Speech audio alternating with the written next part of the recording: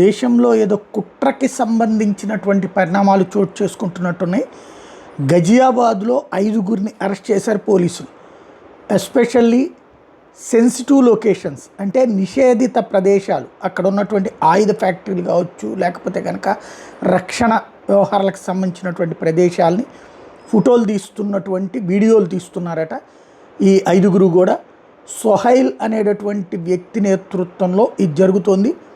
వీళ్ళు విదేశాలకి ఈ మ్యాటర్ పంపిస్తున్నారు, ఈ సెన్సిటివ్ లొకేషన్స్ది అన్నటువంటి అనుమానం మీద అదుపులోకి తీసుకున్నారు, విచారిస్తున్నారు. వీళ్ళ దగ్గర విదేశీ కరెన్సీ కూడా ఉందన్నటువంటిది మరొక కీలకమైన పాయింట్.